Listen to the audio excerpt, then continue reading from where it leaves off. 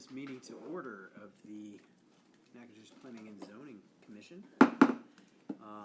It is 4:15 p.m. and if you please stand and join me in the Pledge of Allegiance.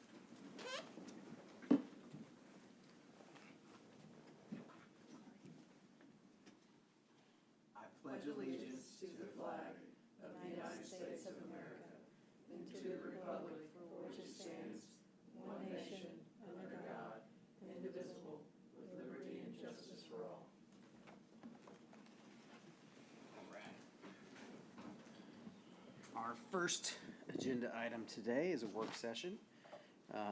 Presentation, discussion, and possible action regarding an educational series related to downtown revitalization. I believe you have an update for us there. Yes, our Main Street manager, Jessica Sowell, she was unable to attend this afternoon, and we would really like her to be part of that discussion so she can talk about what the city is doing as part of our kind of downtown revitalization initiatives.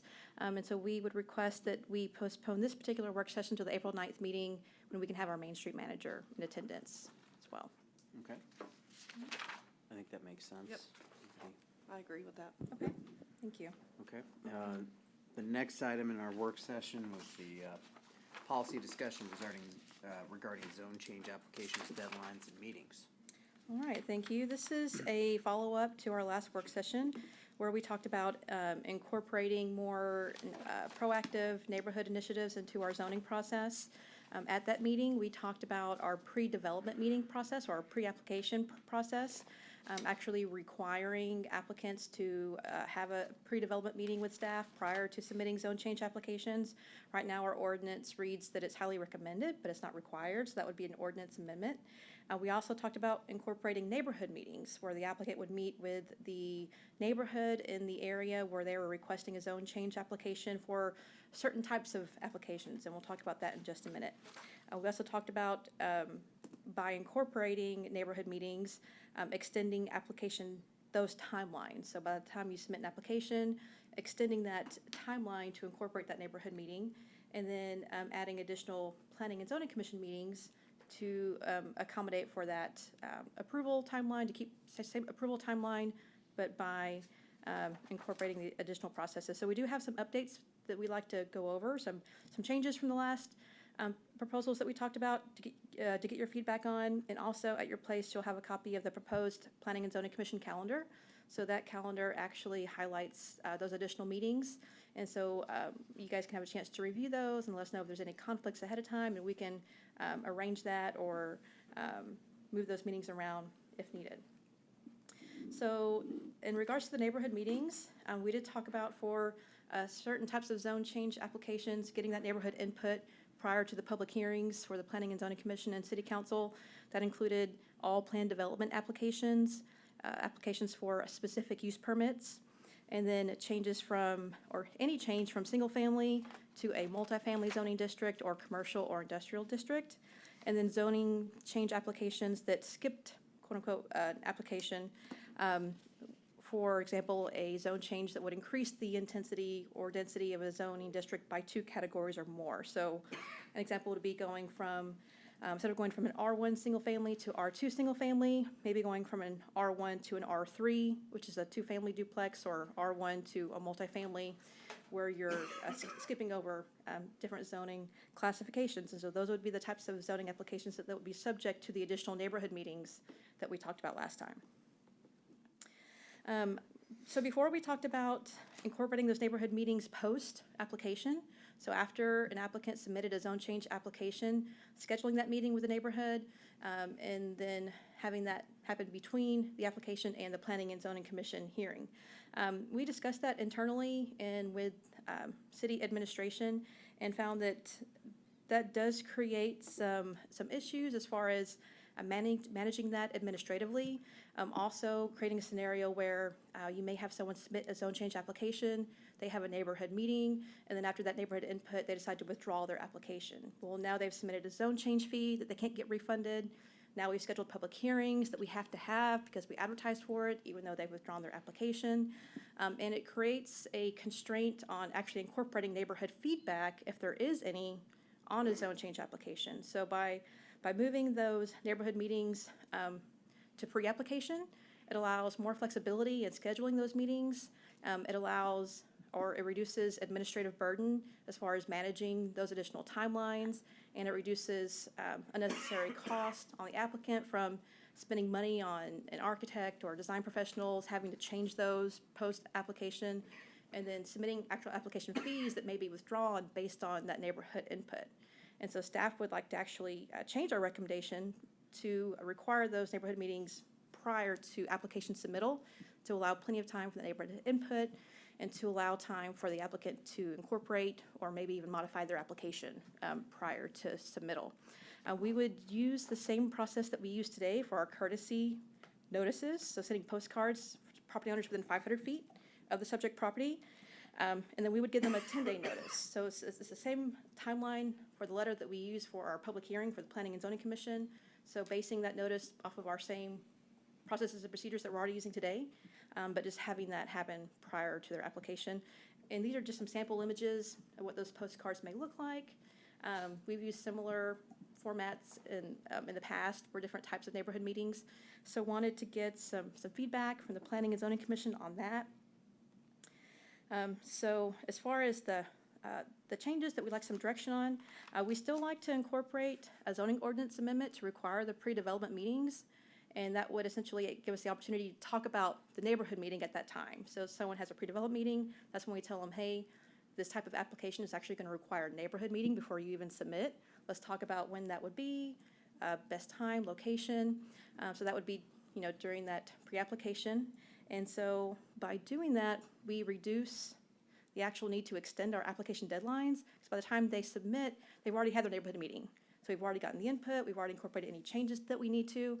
So this eliminates that additional administrative burden that we talked about. And it may also reduce the need for additional Planning and Zoning Commission meetings.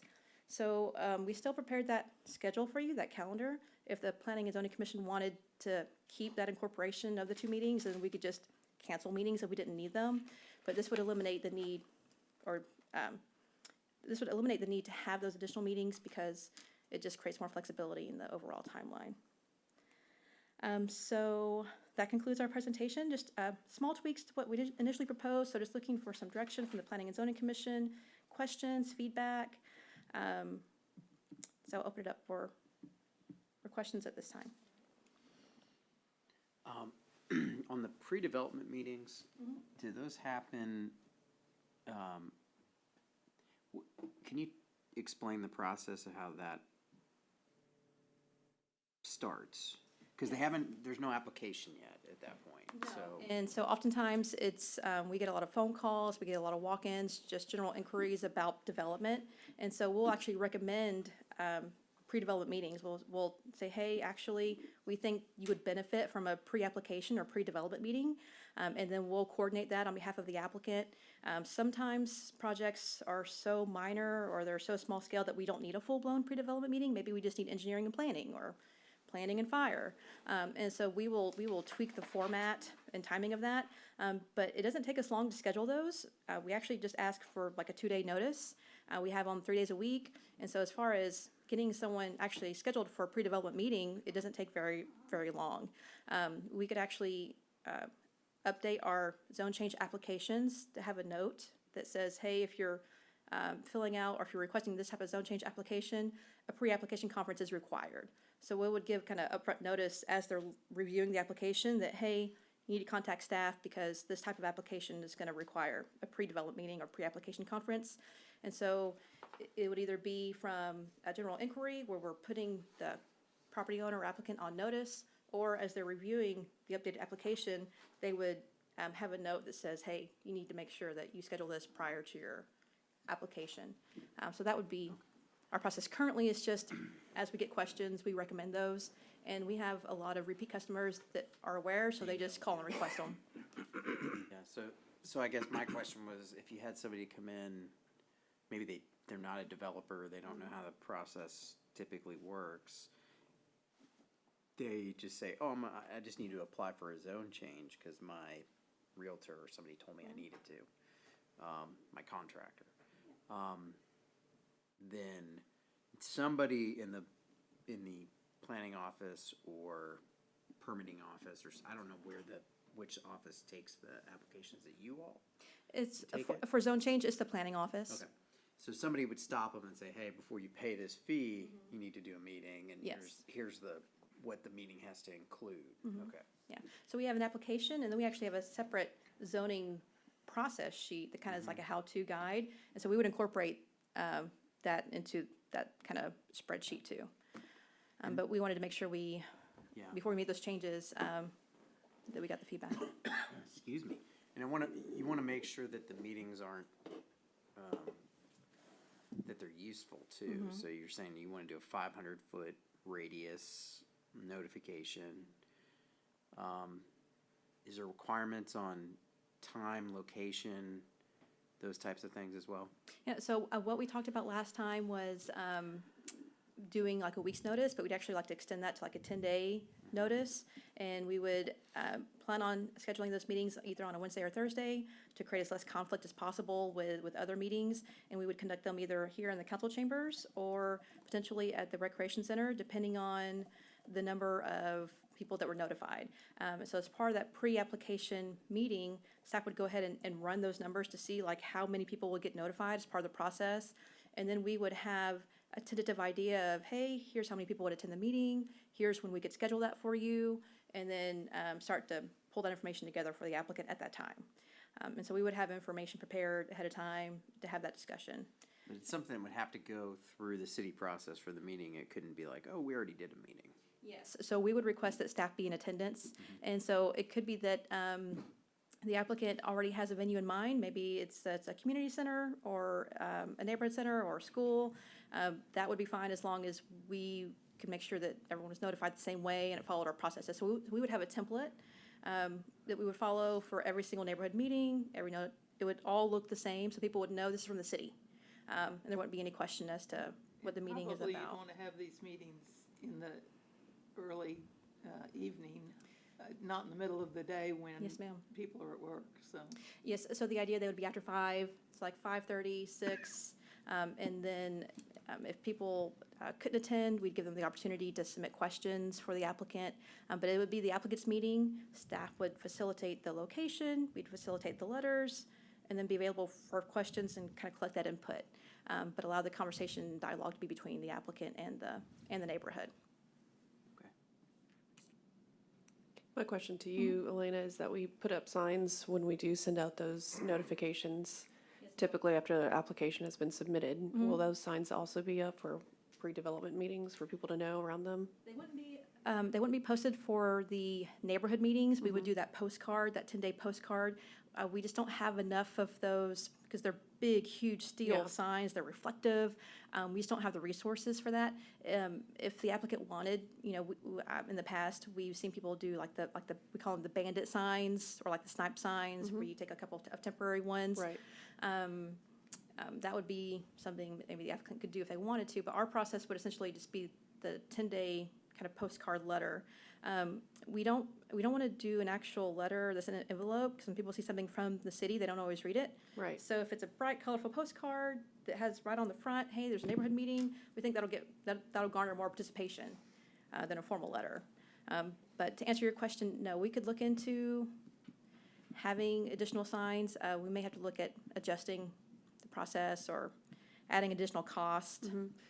Yeah, I'm aware of the cost. I was just wondering what the rate of responses to your mailings currently. And we post also in public hearings. I mean, there's just a lot more notice in something like that. And so this could be thrown away. Your attendance rate could be declined because of that and minimized. And so is that really a good thing for people to have a discussion about a development change if there's not really a reception to just postcards? That could be spam to them. I mean, We could also look at door hangers. So we've also, Public Works uses this when they're going to close down a street. yeah, that for works. construction. Sure.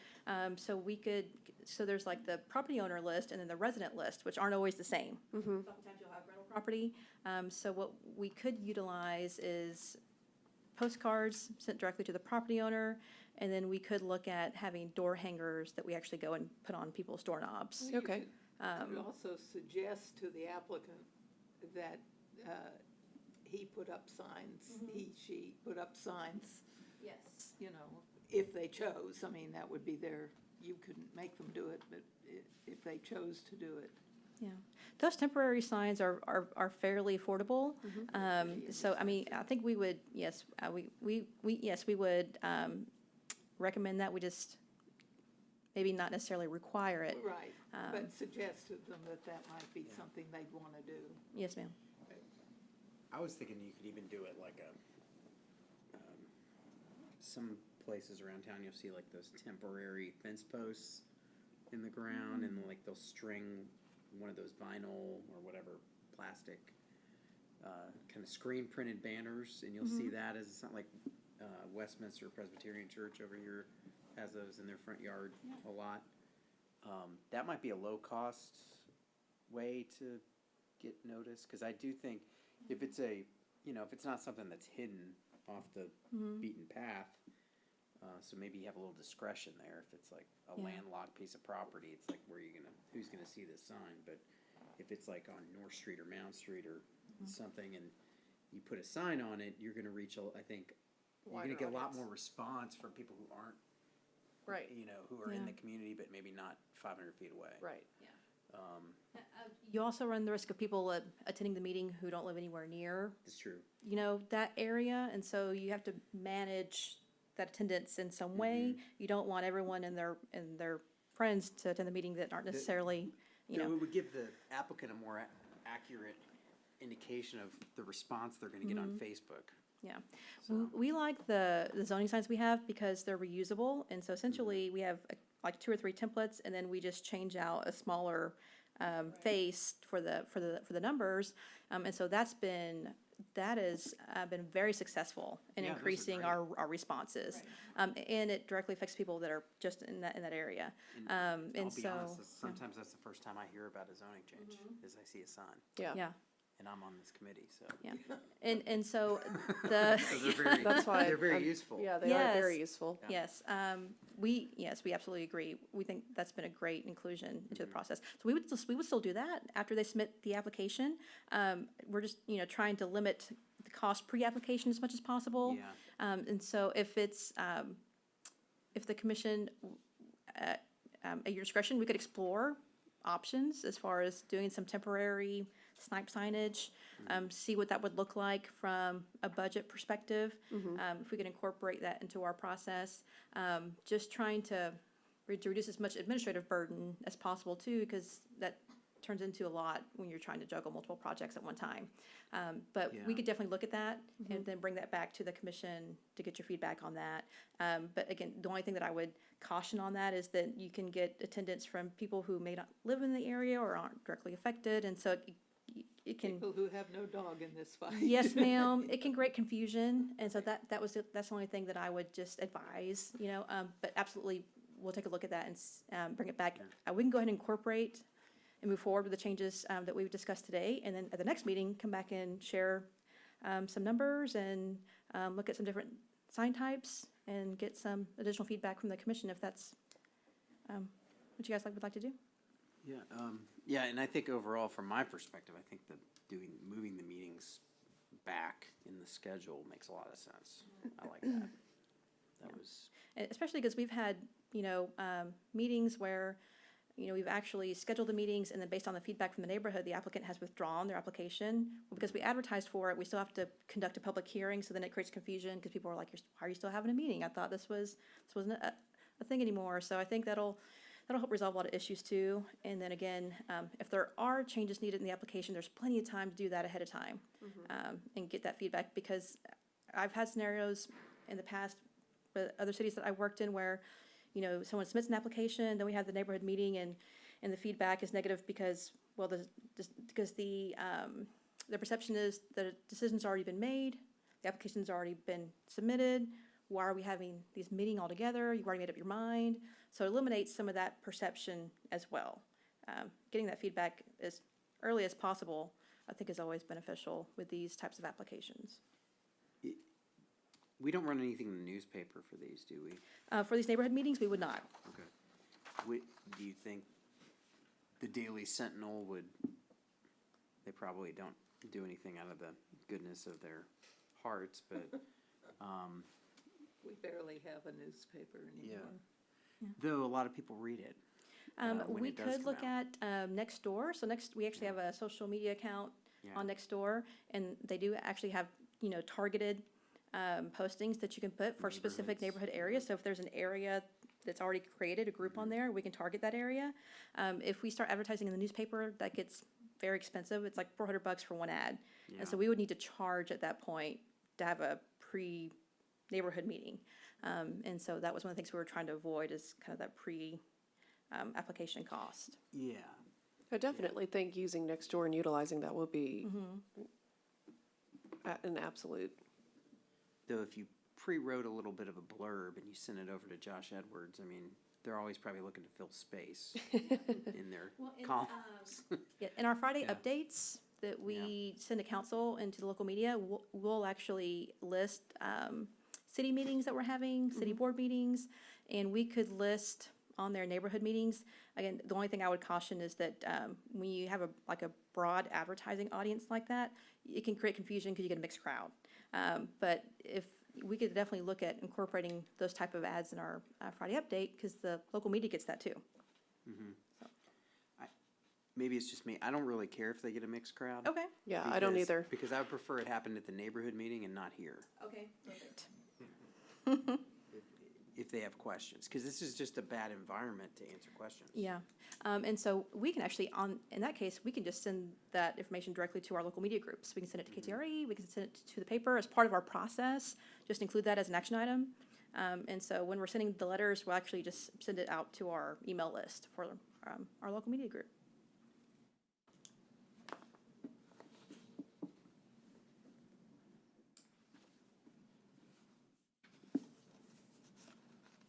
Okay, so I am just going to recap what I heard from the commission. So it sounds like that the commission is still supportive of amending the ordinance to require those pre-application meetings for these types of zone change applications, incorporating neighborhood meetings pre-zone change application, and then doing a similar process for our other notices, including people within 500 feet, 10 days. Also looking at door hangers so that residents, in addition to property owners, are notified.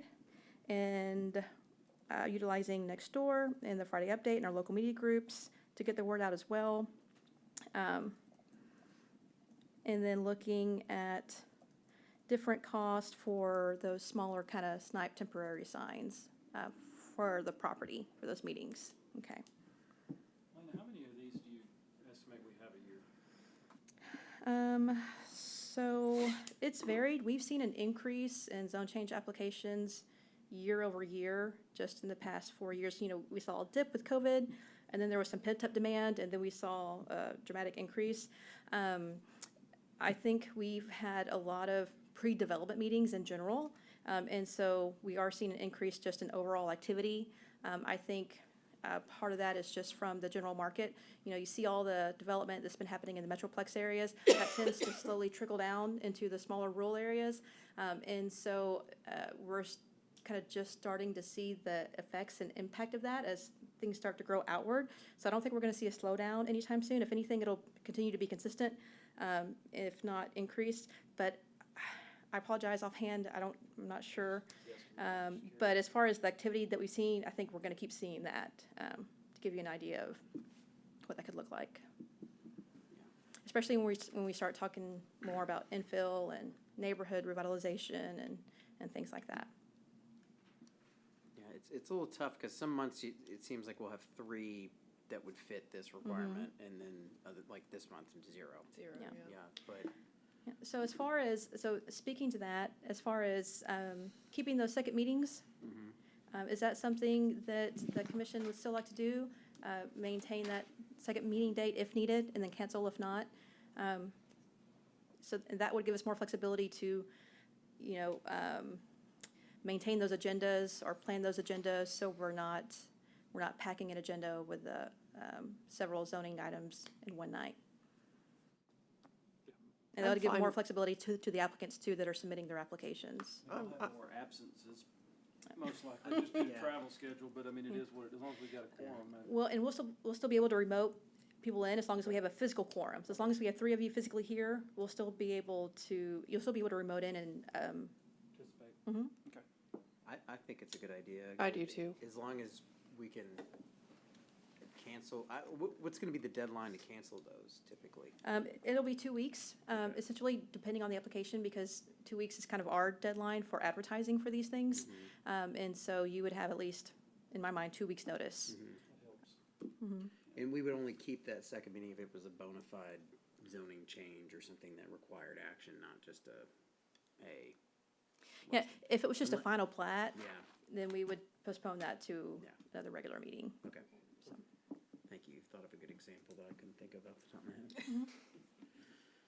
head. All right, thank you very much. That concludes our presentation. We are going to wait till 5 o'clock to conduct the regular session. We can go ahead and do the public forum if the commission would like, and then start consent and regular at 5 o'clock. Or we can postpone the open forum to 5 o'clock as well. For the minutes of somebody coming in and doing it. Yeah. Yeah. I know Mr. Moore wanted to speak on agenda item 6C. Okay. So one of the regular items, and unless, Mr. Moore, correct? Alright. And so we could take a short recess Yeah. and then come back at 5? That works for us. yeah. All right, thank you. Thank you. Thanks. All right, 5 o'clock. Welcome back. This is a continuation of the April 11th Planning and Zoning Commission meeting. We had already opened the meeting, and we were down to number 4, open forum. In addition to public comment on the specific agenda items, the commission offers an open forum whereby citizens may comment on governance issues over which the city and this commission has domain. In accordance with the Texas Open Meetings Act, members of the commission are not allowed to discuss, deliberate, or make any decisions on topics which are not posted as an agenda item. Speakers should address all remarks to the commission and limit your remarks to no more than 3 minutes. Are there any comments for the public forum? No. Seeing none, we'll move on to number 5, the consent agenda. The only thing under the consent agenda is the approval of the minutes. I think we've all had a chance to review those. Anybody have a motion to approve the minutes? I make a motion. Second. Before we vote, any edits or changes? Anybody has? No? Okay, all those in favor of approving the minutes as written, say aye. Aye. All those opposed? All right, that passes.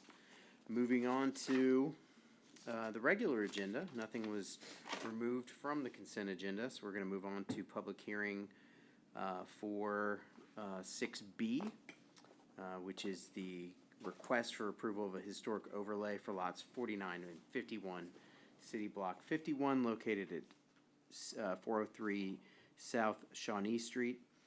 This request has been submitted by the National Association of E.J. Campbell High School ex-students and friends, case file HO 2022-001.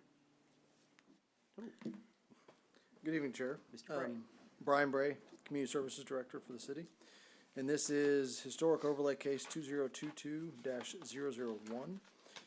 The applicant, Cleo Jenkins, has brought this on behalf of the E.J. Campbell Alumni Association for the property located at 403 South Shawnee Street, also known as the E.J. Campbell High School.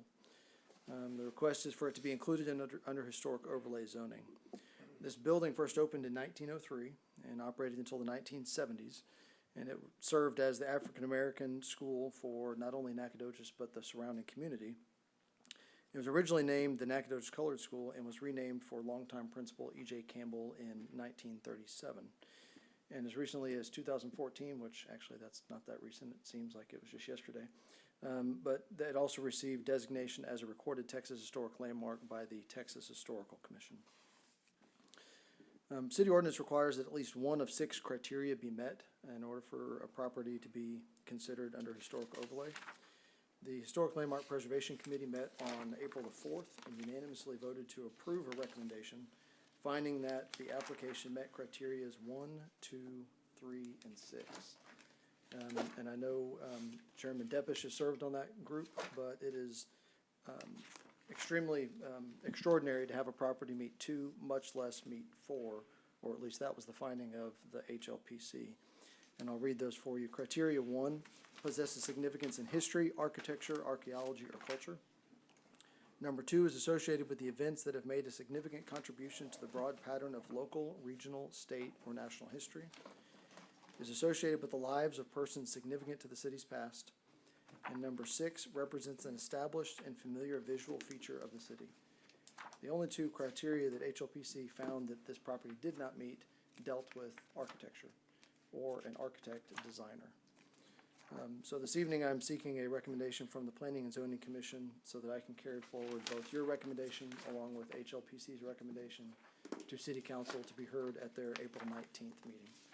Chairman, I'd be happy to answer any questions. Thank you. I actually remember approving that sign, I think we just approved the sign location for that, 2013.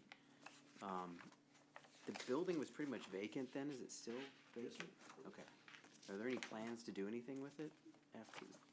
There are lots of ideas, but no concrete plans. Okay. Who owns it right now? The E.J. Campbell Alumni Association. Okay. So it's owned by a standalone nonprofit. Okay. Any other questions for anybody? I do not have any.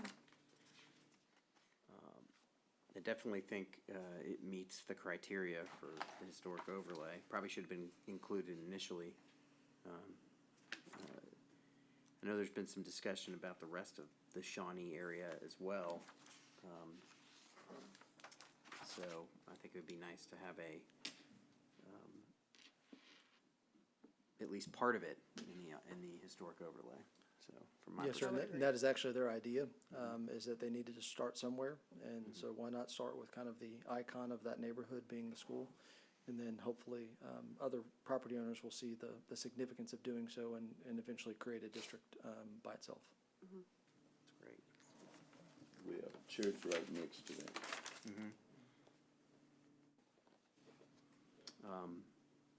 Well, any questions for Mr. Bray? No questions. I think it seems like everybody feels pretty confident about this application. Thank you very much. Appreciate it. Thank you. Well, I'll go ahead and call for a motion. Make a motion that we approve the inclusion of the E.J. Campbell School under the historic overlay. All right. No, and any comments from anyone? No? All those in favor say aye. Aye. All those opposed? All right, that passes unanimously. Thank you very much. I think we're in agreement. Moving on to 6C, public hearing considering approval of a zone change from PD Plan Development District to R1, single family for approximately 32 acres, being lots 1, 2, 3, 4R, 5, and 6R-1, City Block 54 of the Timber Springs subdivision. This request has been submitted by Lone Star Breeder Farms, Inc., case file ZON 2022-02. All right, thank you. Elena Helton, City Planner. As stated, this is 32 acres of undeveloped property out of the Timber Springs subdivision.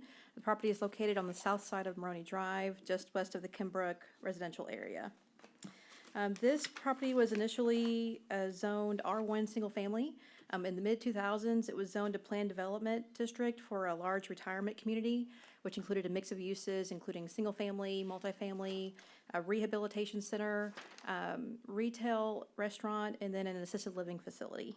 That development never came to fruition, And so the property owner is requesting to change the zoning back to the original R1 single-family designation in order to make the property more marketable for future single-family development. And this application is also a response to recent public comments from the neighborhood for this area to be maintained as a single-family character area. The future land use designation for the property is single-family and rural. That rural designation is primarily due to a tributary that actually runs along the southern part of the property for Lenana Creek. And so actually on the plan development site plan, this area was shown as a reserve area to kind of be maintained in its natural state. Otherwise, this request is in compliance with the future land use plan and the goals and policies of the comprehensive plan as outlined in the staff report.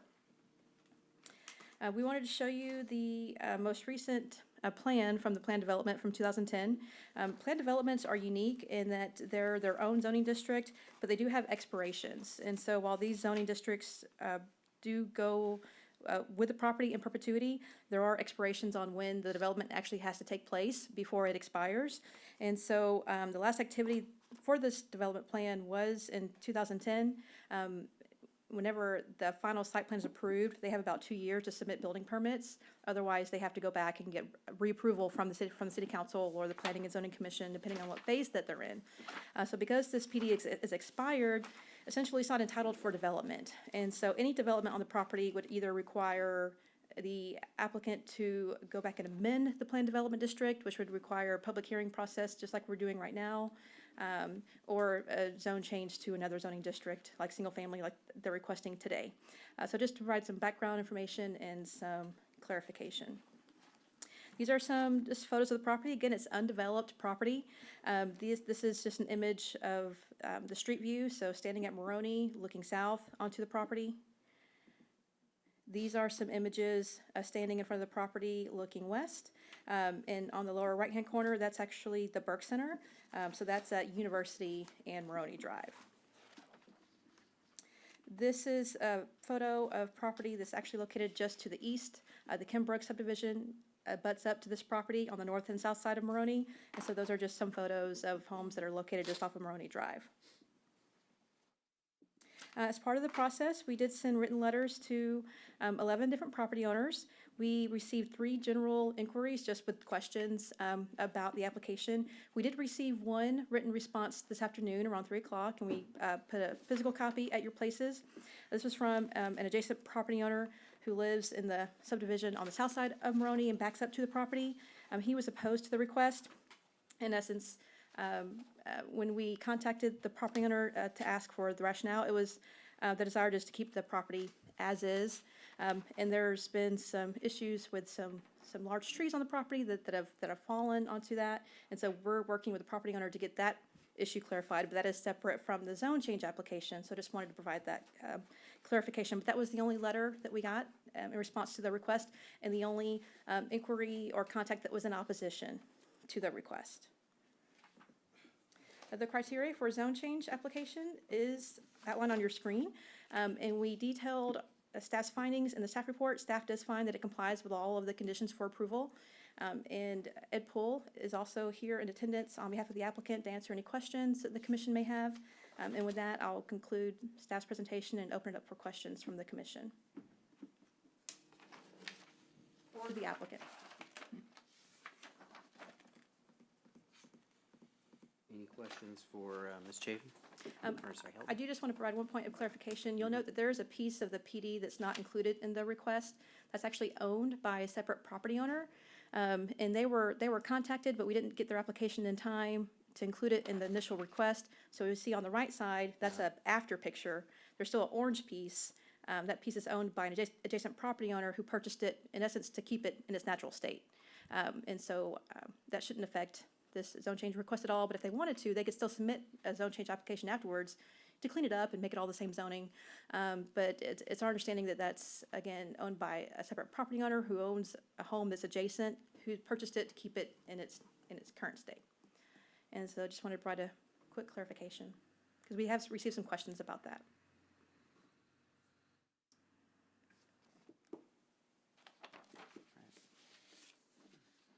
All right, thank you. I guess we'll Any questions for the applicant?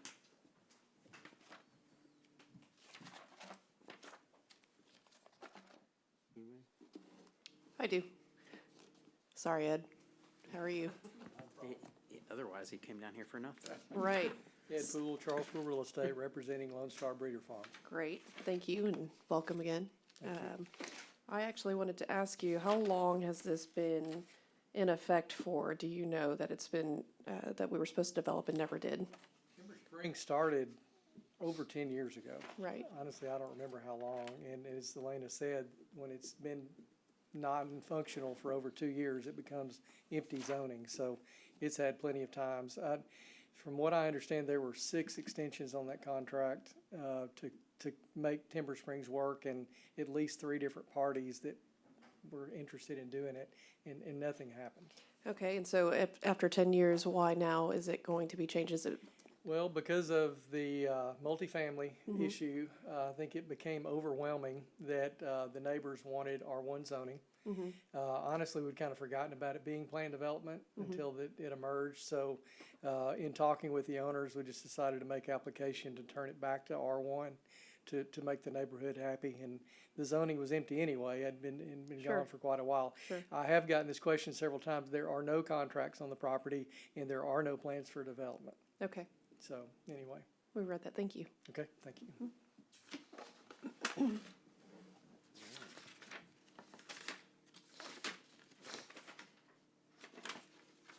Okay, any other questions from anyone? No? I have a question for Elena. Sorry.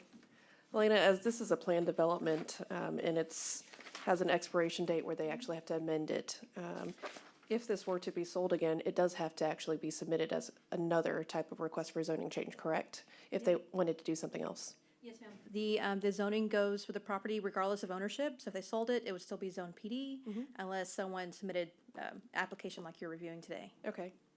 Now, if it would be zoned as PD, but they'd have to submit completely different plans. Yes, ma'am. They could either submit a revised or updated plan and keep it PD as long as it was in compliance with kind of the original concept that was approved, or change the zoning altogether to something different, like duplex or multifamily or Sure. something different. Okay. Thank you.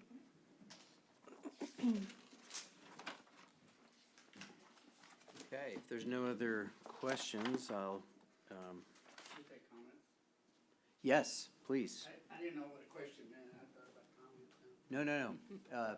This is a time for any comments from the public as well. Okay, Chair, Commission, I request that you make a recommendation to the city council to postpone this. I mean, we were just told that nobody's ready to buy it, there's no hurry to change the zoning, and we're right in the middle of a $500,000 planning process with, supposedly the best consultants in planning we could find. I don't understand why we don't consider this as a little subset of that and think about what would be the best way to build this piece out of a neighborhood, because we all know what R1 is going to be. It's probably going to be a lot like the R1 that's there right now, and it doesn't cost us anything. There's nothing pending to buy it, so why not, request that the city council put it into the planning process and see what the experts recommend. Thanks.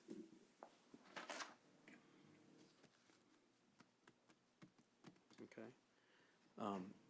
Now, I do have a response to that. I don't think we're actually gonna, in that comprehensive plan process, initially change any zoning.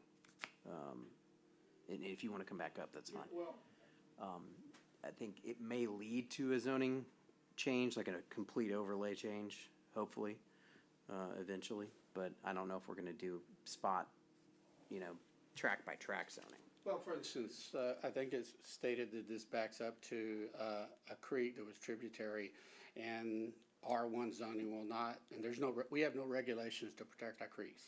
Well, that's not important to us here yet. In the future, it will be, I predict.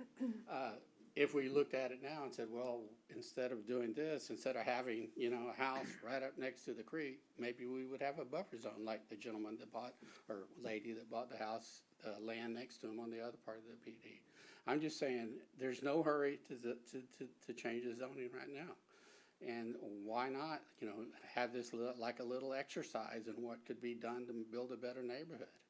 I mean, I mean, maybe people, I don't think that, you know, typical R1 cookie cutter designs are the best single-family designs. That's not my personal belief. Other people believe the same thing. So I'd request that you recommend that this be put into the planning process and considered by the consultants and your team. In just a question, since I know you have a background in this area, what do you think would be a good use of that area from your own personal perspective? Well, I personally, you know, single family or, you know, I mean, you know, is this the same site that the proposed,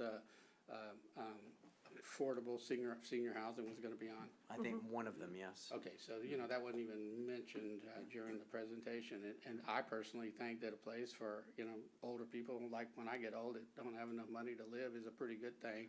And through good design, those kind of uses can be incorporated into and next to single-family housing. There's a saying, it's called NORDS, it's Naturally Occurring Retirement District. And you know what those are places where people who maybe don't drive as much or they just want to ride their bike, that some of the things they need on a day-to-day basis are in a close proximity. And you know, people have made the argument that all of Nacogdoches is that because, you know, you can be from almost anywhere to the grocery store in, you know, 3 or 4 minutes driving or 10 minutes. So, but I do think through, you know, this idea of more thoughtful use, you can build an area that's 32 acres, is that right? You know, that's, I mean, I don't know if you put a 32 acres tract right around, say, downtown Nacogdoches or the Mound Street District. And I don't know, like, if you just took that and imposed it on here, what it would look like. But, you know, through good planning is the thing, and implementation, that you can build really good neighborhoods, rather than, you know, if you do a single-family development, it becomes inventory. You know, we got, you know, 64 lots, we build 64 houses, we get to build 64 houses. For instance, we don't have any sidewalk requirements. That's correct. So there's, right now, if we approve this, unless we change that rule, there'll be no considerations for sidewalks. Our streets may be a little wider than they need to be. Maybe we can narrow the streets and use some of the money that, saved from a narrower street to build sidewalks. I mean, there's just lots of things that can be done. And if we access the experts that we're paying nearly $500,000 to come in and talk to us about, we may actually be coming up and do something better. So I don't see what it would hurt to do that. Right. Thank you, Mr. Moore. Thank you. Somebody's trying to join the call. I think that was for the previous item, so we can just ignore that. Elena, do we even have the authority to do what he's asking? As far as, I mean, we're only in a position to approve or deny the current request, is that correct? the Planning and Zoning Commission could move to postpone the public hearing, but I would advise not to postpone it indefinitely, and use the conditions for approval that are outlined in the zoning ordinance when making that recommendation. You know, with this comprehensive plan update, we're not putting a moratorium on development. There's already been a demonstrated need for additional residential housing in the city, and we've already heard from the neighborhood that the desired character development pattern for this area is single family. And so when we're looking at the comprehensive plan, it's not going to be a lot by lot analysis. The comprehensive plan is going to be a very high level, 50,000 foot, you know, view of generally how areas should develop over time. And there probably will be recommendations on neighborhood design whenever we get into it. But you know, as far as that's concerned, we can have those conversations, you know, with the applicant at the time. We don't know when this property is going to develop. And because we've already demonstrated the need for additional housing, and this is compatible with the neighborhood, staff doesn't see the need to postpone it. If you do postpone it, that's definitely the discretion of the Planning and Zoning Commission. I would advise or consult with the applicant before doing that to kind of see if what they're open to. But staff's recommendation would be to move the application forward as proposed. Well, there's what, 6 distinct lots in this current PD, is that correct? Yes, it's all part of a subdivision that was created for the planned development. Okay. And so the idea was those lots that you see actually reflect that development plan Right. and those different land uses, so it was cut up to kind of reflect where those land uses would go. So right now, you could put 6 homes, well, or have one lot with multiple homes, I guess, but you couldn't subdivide this without going back through a subdivision process, is that correct? Correct. Okay. And specifically because it's part of a plan development, it would have to be revised in the same process that it was approved. But, and I'm saying, even if we switched it to R1, we would still have to, you could only put a lot, or you could only develop each lot with a single-family residence. Oh, yes, Right. sorry. Yes, a single family only allows one home per lot, and so, yes, it would require additional subdivision to create more lots for the development. Okay. Which would have to come back through here at that point. Yeah, anyways. Yes, it would be large enough, it would require approval from the Planning and Zoning Commission.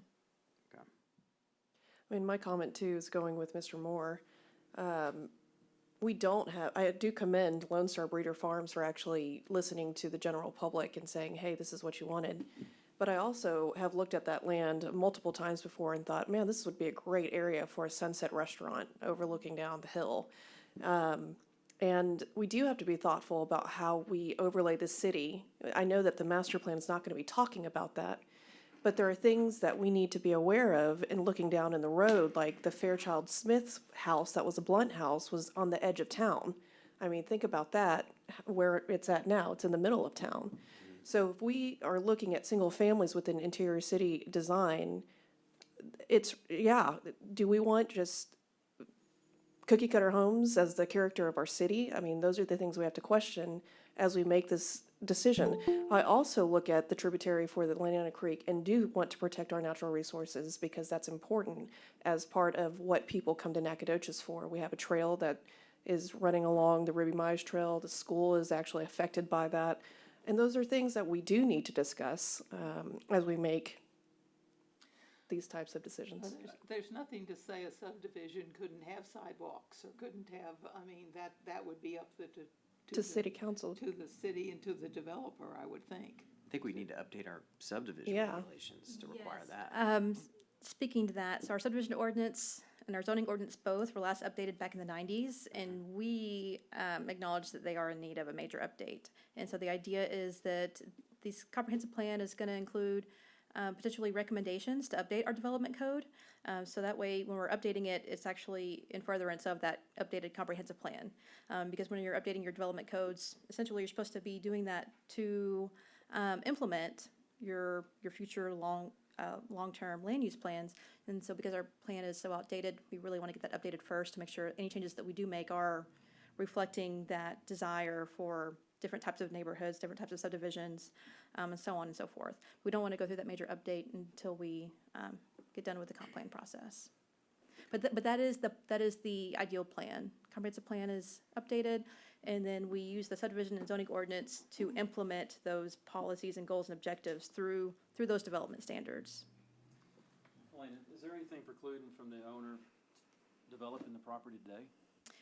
They would have to amend the PD. Essentially, the property isn't enabled for any type of development because the planned development is expired. So if this zone change isn't approved, they would still have to go through a zone change process where they're amending that development plan and going through the Planning and Zoning Commission and City Council for revisions or any changes or just bringing it up to current date. Conversely, if we approve R1, they still have to come forward with a plan if they plan to build a neighborhood. Well, no, if the R1 zone change is approved, then the property is zoned for development, so they would have to come through for subdivision approval, and things of that nature, but they wouldn't go through a public hearing process to city council at that point. I appreciate Mr. Moore's comments. It's surrounded by R1. It's private land owned by someone. I find it hard to. It's not being developed. I mean, why, well, we don't need to rush into this. And it's been uninhabitable and a land that has been peaceful and tranquil and has trees on it. I mean, I really don't see the need to make a decision so swiftly about it either. So- No, I'm not saying that. I mean, I'm saying it's privately owned. The Yeah, owner- it is privately owned. They have the right to do what they want to do with it. Absolutely.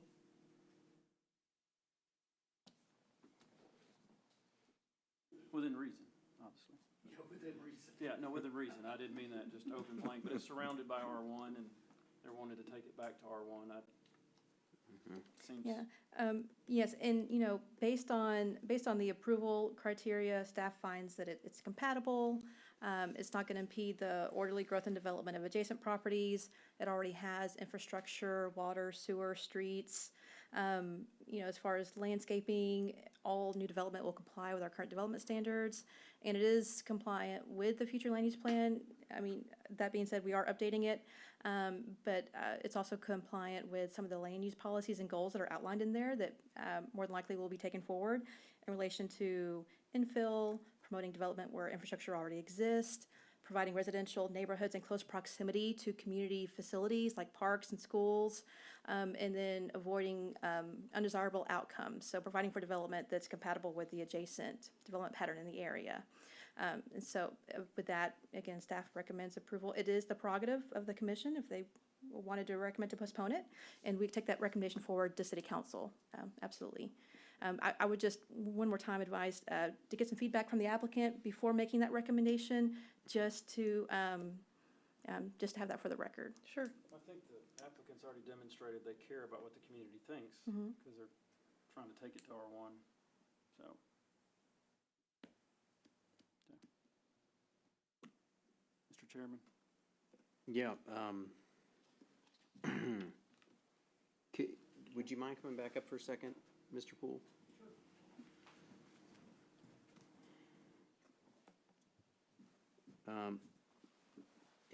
As far as future use of the property goes, I know you're saying there's no imminent plans to do anything. What do you, in your personal opinion, what do you think would be a good use of this site? Well, a couple of things. Number one, it is actively for sale. Initially, the partners wanted it to be multifamily. Well, the overwhelming response to that was no, we want single-family housing. What do we have a shortage of in town now is single-family housing. And this has infrastructure. This has road, this has sewer, this has water. So it is definitely a possibility that single-family housing, which we desperately need, could be developed in this area. Is there anyone standing in the wing to do that? No. But if it's zoned single-family one, the infrastructure is there, the chances are that it could happen. Okay. And, you know, I understand the beauty of it and all the different things, but at the same time, it's a pasture. It's been a pasture its entire life. Yeah. And you know, what's needed in the community? Where do we put R1? I mean, if we can't put it in a pasture, Yeah, and I'm where aware can we of that put too, it? yeah. And so I struggle with both sides of that because, yes, I want the aesthetic beauty of Nacogdoches, but at the same time, we have desperate needs for our community, and we got to fill those needs, and all we're hearing is no, no, no, no, no. And so now we've got to go back and say, okay, where's the best fit? What creates the best infrastructure to do something like this? And so we're just trying to set it up that someday someone will come along and build the houses we need there. Sure. You know, was this discussion in Kenbrook when it was built? Probably not, you know, and it's a well-served community that everybody loves. So why can't that be done again in this property? In full disclosure, I live in adjoining neighborhood to Oh. it, so it impacts me. Oh, totally. Yeah. I think the ordinances is basically what I have problems with, you know, in building a better community. You know, sidewalks for kids to walk on. It would be so much better if we could actually have those standards, and I think that's where my hang up really is. And that's subdivision requirements. I Right, mean, it's yeah, subdivision yeah, requirements. Yeah, and I applaud you guys for looking at that. I mean, I think you need to. Yeah. So- You know, if homes that do want to build a sidewalk, the one sidewalk goes nowhere. So it's not even And considered. yeah, and I do think there's a discussion to be had between whether R1 is an outdated type of zoning. You know, maybe our whole scheme is outdated. Could be. Maybe we need to be more flexible, because I live off of Gay Street, and we have apartments a block away from my house, and I don't feel like it affects me. Right. But I understand that the development patterns in the 70s, 80s, and 90s, and now have been for subdivisions like this. So, But which you know, the the development that was planned there, that was the, Yeah. you know, the over 62, Mm-hmm. you know, senior adult community that was put there, I mean, to me, was a decent use. I mean, Yeah. you Yeah. know, we need it. Absolutely. We're short on that too. But the overwhelming response of the area neighbors was no, we only want single-family housing there. So we're just trying to react to what they're saying and try to create a marketable property. If you have R4 property and you can't sell it for R4, you gotta do something with it, and the only other option, I don't think duplexes are an option, so what's left? Single-family housing. And honestly, that lowers the value of this property significantly, because the value of an R4 property, you know, is probably 3 and 4 times higher than what you can get from single-family one. And so in that situation, the owners of the property are taking a hit financially to try and The to appease. public. Yeah, exactly. Well, my whole thing too is if you have a comprehensive master plan to look at something to where it could actually be an area or segment of what Nacogdoches is potentially. Because, you know, they're not versed in what a city layout could potentially look like. But we have designers that are coming in that can actually recommend something that would be great for that area. And I understand the hit that financially it would be to rezone this to an R1. And I know we need housing. We desperately need it unless we want to extend our county line out. And so, you know, those are things I definitely think about. Now, infrastructure-wise, builders are not building because it just costs too much. But we're 10 million homes in shortage in this United States anyways without construction workers to even do so. It was an oversight, you know, that we had during the recession and continuing on. Is this small lot going to fulfill the need of what Nacogdoches is going to be able to supply for the rest of our population and demographic to come through? No, but it might help a little bit. So yes, I think about those things for sure, and I appreciate you talking about that. Yeah, And as it sits right now, I mean, if it's single-family one, there's one lot. sure. So you're gonna build one house Right. on 95 acres, or you're gonna bring a subdivision plat back for the city to approve that has all these things in it that you want Right. to have. Right, So you're not opening it up to hundreds of homes right Right. now. You're just setting it up so that the next step can take place at some point. understood. Yeah, in Lone Star Breeder Farm also owns the land north of Maroney Drive, is that correct? Yes, Okay, both so- sides. and that There's which is already 95 R1. acres there total. Yeah. Okay. Which is already R1, Yes, now there's a portion of that that's B2. B2, yeah. Yeah, there's I think 600 feet of depth coming off of University Drive Mhm. that's B2. And that has been for quite some time. Okay. Which is, probably needs to be revisited as well. Probably. Yeah. But then again, in that situation, B2 is a lower zoning than R4. So you could have apartments in that area. Right. Right. This would just be an extension for the neighborhood. Yeah, Okay, okay. Okay, Thank you. y'all. thank you. Okay. Like to, any other comments? We have somebody wants to join. There shouldn't be anyone else remoting in. I contacted IT, I'm not sure what's going on, but Okay. it looks like there may be a link that was shared that shouldn't have been shared. Okay, But you can just ignore that. all right. Sorry about that, TJ Smith. Well, you can come down next time and talk to us. Let's see. Okay, so what I'd like to do is see if anybody has a motion they'd like to propose on this agenda item. Make a motion to approve staff's recommendations. Second. Okay. And, you know, before we vote, I do want to make sure we have a chance to any final comments. I have one myself. Just essentially, I understand where Mr. Moore is coming from on this. I do think we need to take a holistic view of our current zoning, our current land use. You know, make sure that we've got not just single-family residences, but an entire spectrum of different types of housing that are all quality and, you know, fit all needs. Because I think we're missing not only on single family, but, I think some of our multifamily could probably use some upgrades, or replacements, or relocations possibly from where they are. And,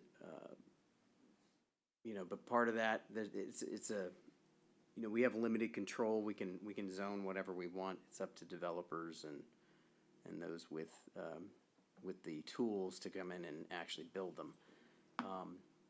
And I do think we also need to definitely upgrade our subdivision regulations. They're pretty dated.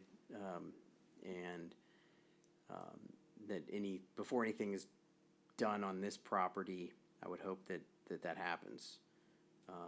Or that we properly revisit those and make sure that we've got the upgrades we need to that section. So, any other comments from anybody before we vote? Okay. So we have a motion to approve. This is the zone change from PD to which is a planned development district, to R1 single family, which is lots 1, 2, 3, 4, R5, and 6R1, City Block 54, and it's case file ZON 2022-02. All those in favor of approving this zone change, say aye. Aye. All those opposed, say same sign. Same sign. All right, that passes. Thank you very much for all your input today. Thank you for all of those in the audience. And then moving on to number 7, City Council decisions on planning and zoning cases. There were no cases presented to City Council at the last meeting. So we can move on to number 8, which is future agenda items. Do we have anything we need to add to a future agenda? And just a reminder, on May 9th, we'll be bringing back that discussion on downtown revitalization and some additional information on potential signs for the neighborhood meetings we talked about earlier. Okay. Anybody else have anything they'd like to add? Will there be a meeting May the 23rd? Or, I'm sorry, April the 25th is what I'm looking No, we put that on there just to kind of show what that would look like, but no, ma'am, there's not gonna be a meeting on the 23rd. So the next one's May 9th. Yes. Okay. Just wanted to make a little comment on your staff review for your criteria for designation for historic overlay. He did read number 6 as represents an established and familiar visual feature of the city. It wasn't highlighted.